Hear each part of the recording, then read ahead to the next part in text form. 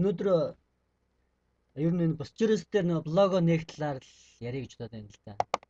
Тэгээд Boscherus.com гэдэг энэ бичээд оронгууд энэ Boscherus бол ер нь хамгийн сүүлийн үеийн энэ блогийн хөгжлийг агуулсан пост хийдэг ч юм уу тийм маш олон давуу талуудтай тийм блог байдаг.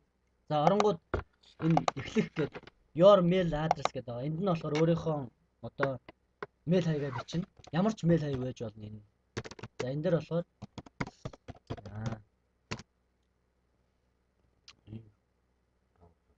даутраас за ингээд дээр нь хаягаа бичлээ. Энд болохоор тухайн хүн шинээр пассворд бичсэн ч болно. Эсвэл өөрийнхөө одоо тухайн mail хаягны тийм мэйлийг бичсэн ч болно.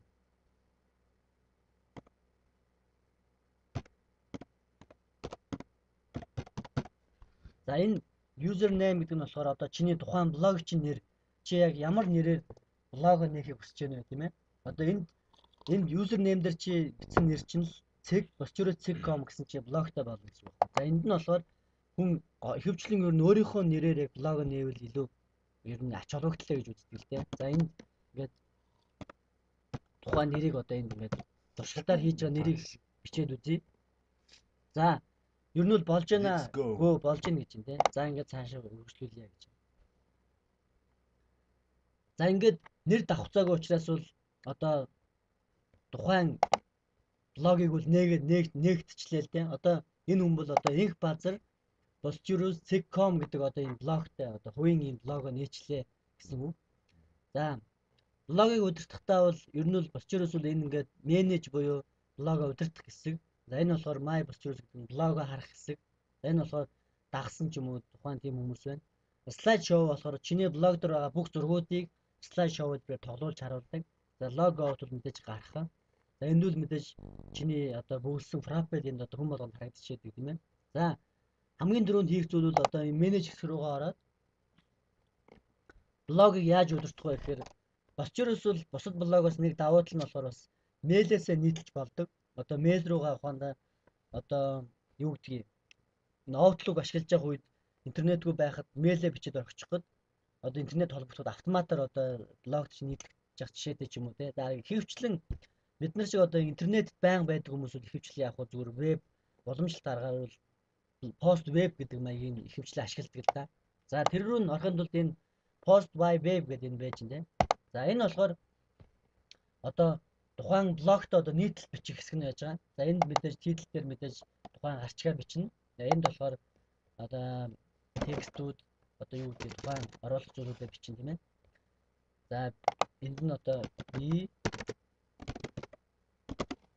одоо блог бичээр шийдлээ ч юм уу тийм ээ. Хамгийн анхныхаа блог тийм. Блог надад маш их таалагдлаа ч юм уу тийм ээ. Ингээд юу ч бичиж болно. За Boscherus-ийн ахаад нэг даваа тал бол бүх төрлийн видеонуудыг хавсгаж оруулж болдог давуутай. Аудио, видео, документ, Word-ийн документ, presentation гэж бүх юмд оруулж болдог маш давуу. Одоо upload image гэл тийм ээ. Ингээд оруулчихна. За post options гэдэг нь болохоор option дотор болохоор юугээ тохируулах вэ гэхээр энэ tag дотор бол тухайн одоо мэдээнийхээ сэдвүүдийг энэ tag маягаар үүсгэж өгдөг. Жишээлбэл нийтлэл юм уу, миний үзэл бодол юм уу, ажил юм уу тийм ээ. Ингээд оруулж өгч жишээтэй. За энэ автопост болохоор чиний сошиал медиануудаа энэ твит Boscherus-тойгоо холбоснороо чиний сошиал медиа, Twitter, Facebook-оор чиний блог нийтлэлийг чинь тарааж өгдөг маш давуу. За ийм тохируулгын хэсэг байдаг. За эндээс энийг түрүүд нь ингээд save гэж түр хадгалж орхиод. За ингээд хадгалчлаа. Жогоор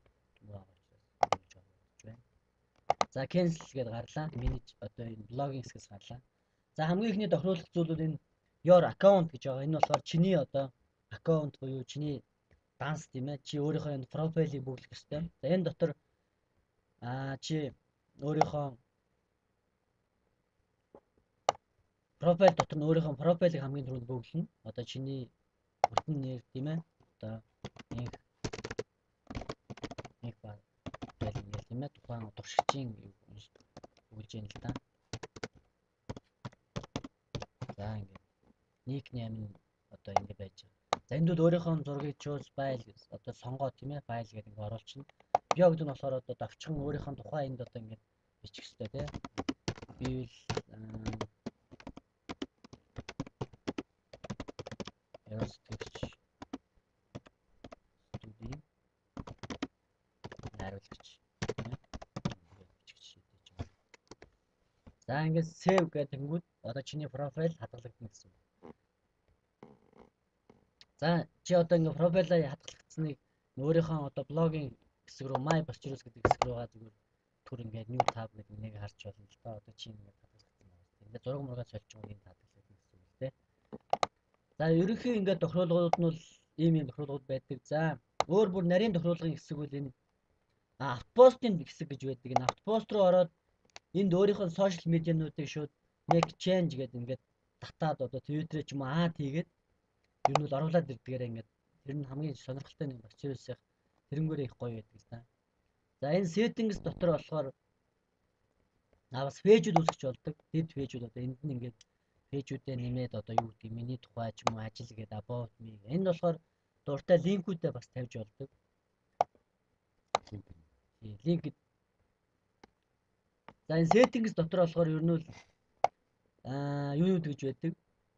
Одоо тухайн одоо жишээлбэл энэ тухайн блогийн одоо дизайнаа сонгох ч юм уу тийм ээ. Ямар дизайн ч юм таалагддаг. Өөрийнх нь одоо Bachelor's санал болгож байгаа дизайныг энэ look and feel гэдэг хэсэг тохируулдаг. Жишээлбэл энэ эхний энэ дээр бол одоо энэ сонголтууд харагдаж байна л да дизайнууд.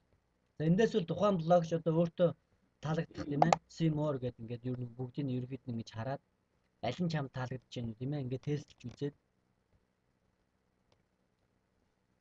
За одоо энэ дээрээс за аль нь таалагдж байна тийм ингээд тухайн хүн ингээ хараад. За нэг удаа энийг сонгоод үзнэ. За ингээд энэ хүн энэ таалагдлаа гэхэд энийг ингээд сонгонгууд одоо доор нь ингээд туршилт маягаар энэ доор нь харуулна л да. Доотлолт ингээд харуулна. За энэ харагдчих. Чиний блог ухаандаа нэг иймэрхүү маягаар харагдана л гэсэн үг л тийм. Доор нь тайлбар юм тийм. За ингээд таалагдчихвэл save гэж таалагдахгүй байвал дахиад дээрээсээ ингээд таалагдчих сонгох жишээтэй ч юм уу тийм. За энэ costume хэсэгт болохоор одоо энэ тухайн блогийн advanced хэсэгт болохоор энэ embed code нь байдаг юм. Embed code орчинд одоо ажлыг гэх юм бол одоо энэ advanced хэсэгт үл ерөнхийдөө ингээд код руу дүн ажиллаж болно л доо. Expand гэдэг кодууд нь орж байгаа. За costume. За ерөнхий нэг ер нь ойр зургийн хитэн тохиолдлууд бол ер нь ийм тохиолдлууд. Тэгээд явц дундаа бол та өөрөө ингээд энэ бүх менютийг одоо оролдож үзээд тийм ээ. Тэгээд блого нийтлээд хүмүүсээ суралцсан явахд бол аяндаа ингээд блог чинь хөгжиж явчихна. Тэгээд ер нь бол блог гэдэг бол таны өөрийн чинь тийм ээ хувийн вебсайт, хувийн телевизэр, хувийн радио, хувийн сонин таны хувийн том одоо хэвлэл мэдээллийн хэрэгсэл буюу захим орчин таны үүсгэж байгаа таны өөрийн маш том орон зай гэж ер нь ойлгож болно. Тэгээд бүгдээрээ блог нээгээд блогоо хөгжүүлээд дэлхийд дахин ер нь захим одоо энэ орон зайд тийм ээ өөрсдөө хийж байгаа зүйлийг хүмүүст үзүүлж харуулж энэ боломжийг бас ашиглаарай гэж залуучуудаа хэлмээр байна.